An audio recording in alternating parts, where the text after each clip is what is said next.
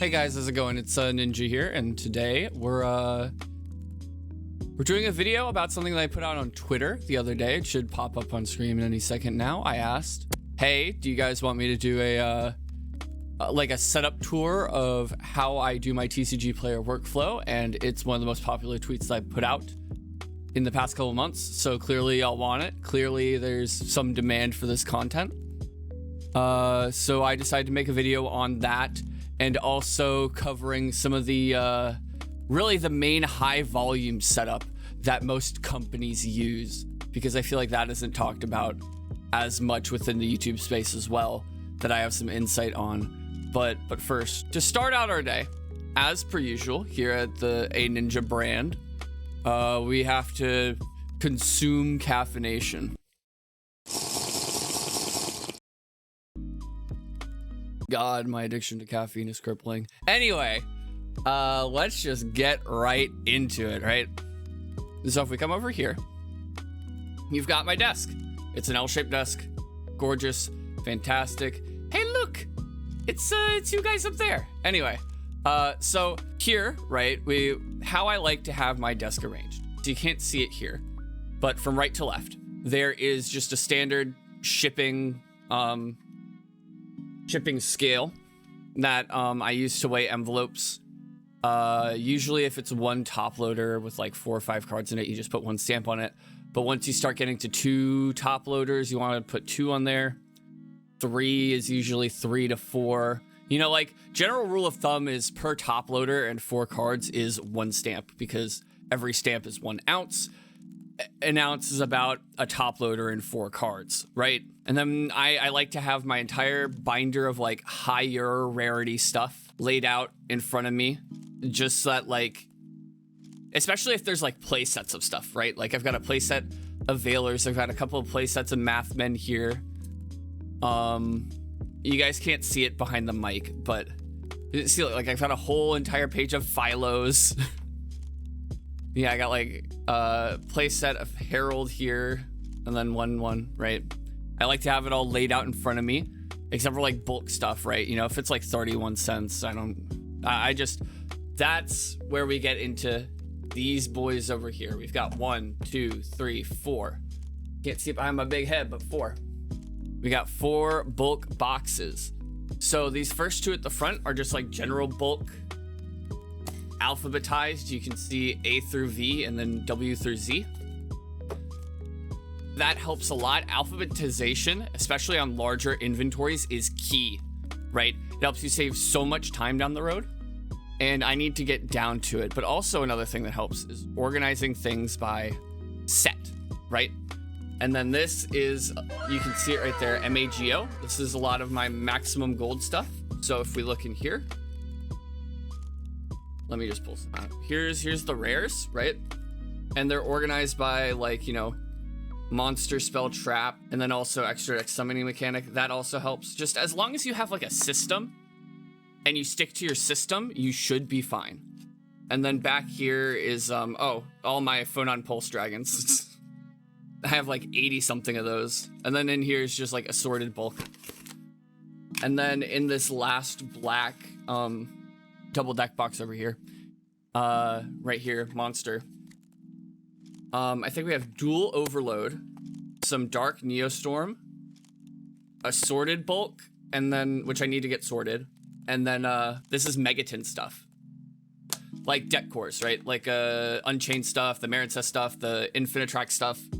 I also like to keep, like, you know, cards that are in the same deck core together, especially if they're really cheap, because then it's like, oh, they need 3 Aruha, 3 Rikea, 3 Chamber, 3 whatever.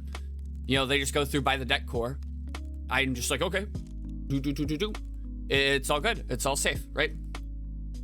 So I use just standard business-sized envelopes.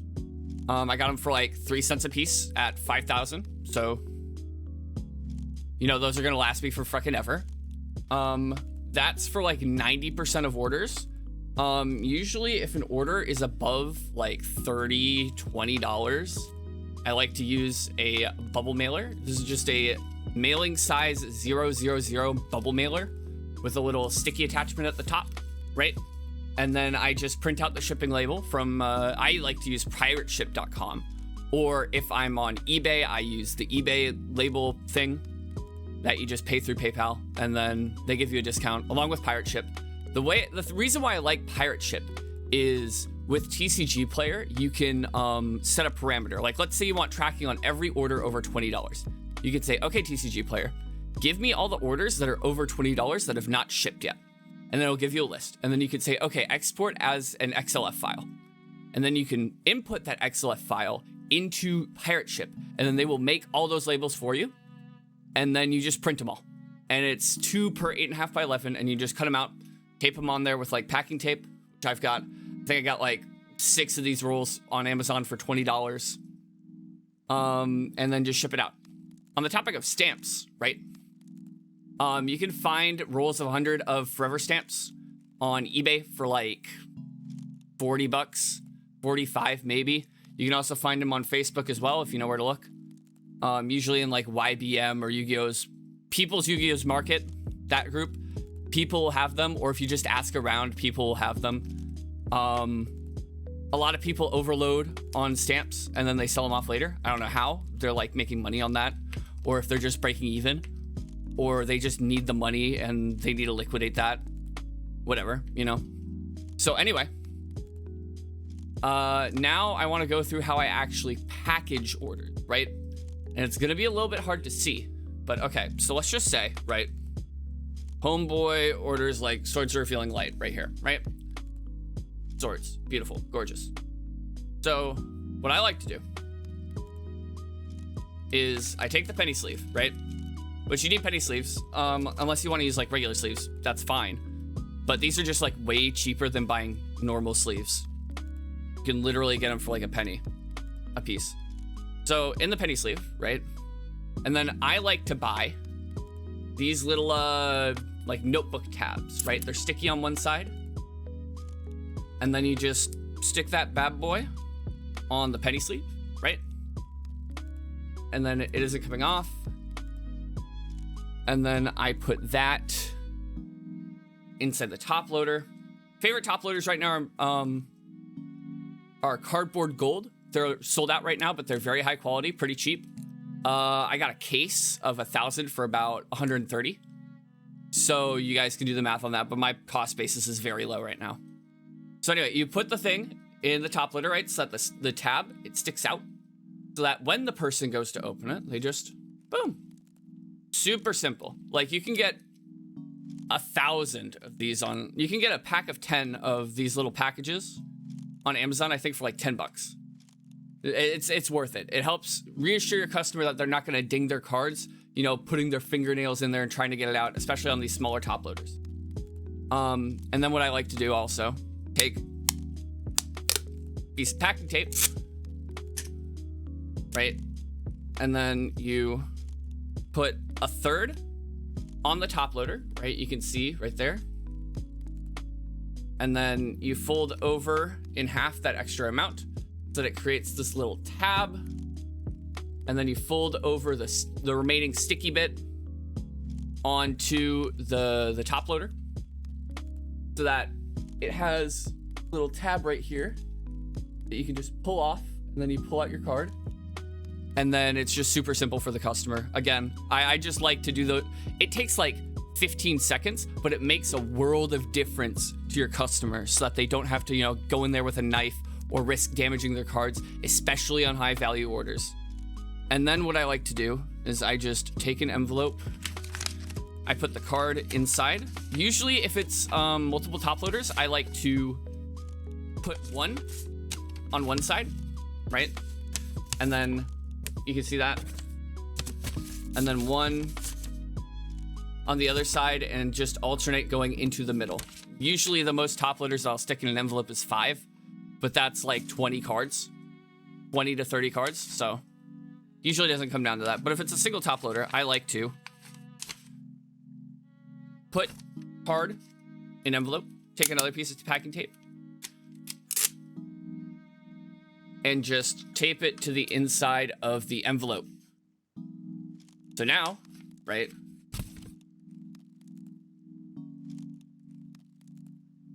That's not coming out. Even in the mail machines, that's not coming out. And then some people like the envelopes that have the piece of paper, like the bubble mailer, that you just, and then it's sticky. I like the ones where you lick it. You can get a wetter on Amazon for like $5. I just use my tongue. Because honestly, like the fancy envelopes are a little bit more expensive, and when I bought these at the beginning, I wanted my cost basis as low as possible to make maximum profit per card, so I could have a higher volume and, you know, just like basic business stuff. And then I like to take another 2 pieces of packing tape and just over the little flaps that end up being on the end, I just like to tape them down. Because if it goes through the mailing machine and that gets caught, you're kind of fucked. And then boom. See? Nice sealed inside there. Waving that shit around. Staying right there. This is going nowhere. And then you just put a stamp on it. One of the best investments that you can make into your time is, I'm not going to show it because it has my actual address on it, but a return address stamp. You can get these on Amazon or eBay for like $10, $15. It will save you so much time writing your address in the top left corner here in just tiny print. Like I have horrible handwriting and I just cannot write small. So saving me all of that time on every order, like 30 seconds to write, 30 seconds to a minute to write the return address versus the 3 seconds that it takes just to. And I bought this, I think back in like September, October. It still lasted me to the end of January. I haven't had to replace the ink. I've had no issues. Just fantastic investment for my time. Especially if you're doing like, I would say less than 50 orders a day, but more than like 5 orders a day, right? It's just a great, especially if you're having orders every day, right? So yeah, this packaging process just makes the customer's lives a whole lot easier, because then when they get it, right, you just tear it, pull the card out, take the piece of tape, and with this Scotch tape that I have, right, Scotch packing tape, you can get it on Amazon. There's no like stickiness that you get from what's it called? From like regular office tape that people use, you know, like the semi-clear stuff. This stuff just doesn't have a residue. And then you just pull on the tab, you pull off the tape, and then you, boom, got your card.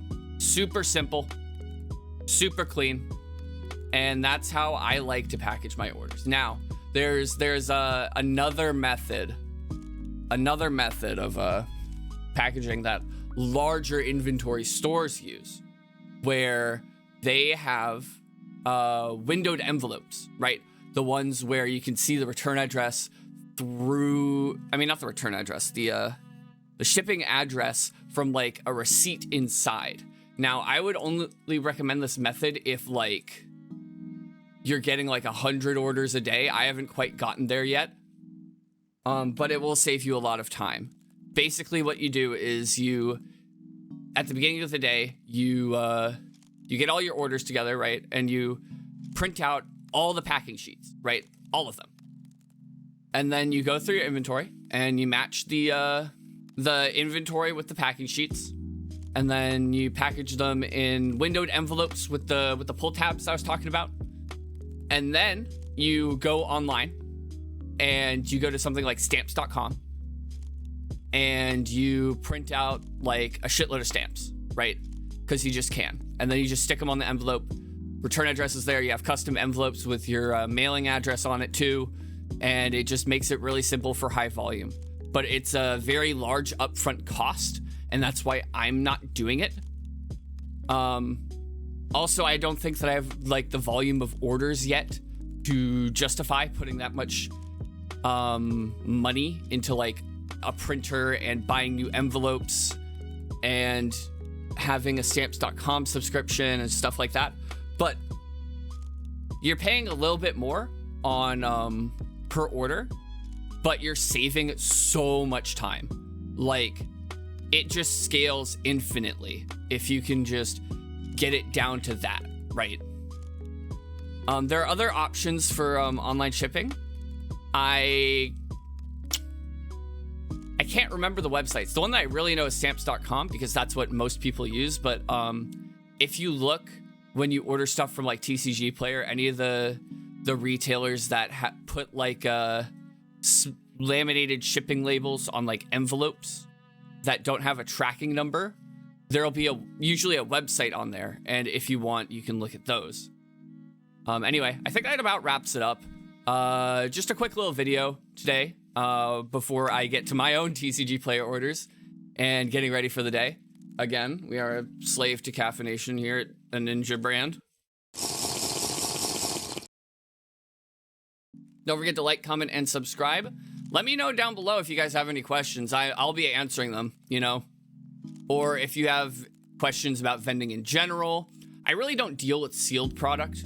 Sometimes I do if I want to get, you know, frisky, but mostly it's in buying and selling collections. So just let me know, you know, like, comment, subscribe. Don't forget to follow the socials down below. Twitter is at AN1NJA. Instagram is at AN1NJA_. And then Twitch is live Wednesday through Saturday, 1 p.m. Eastern Standard Time at twitch.tv/AN1NJA. And I'm out like a broken streetlight. Peace.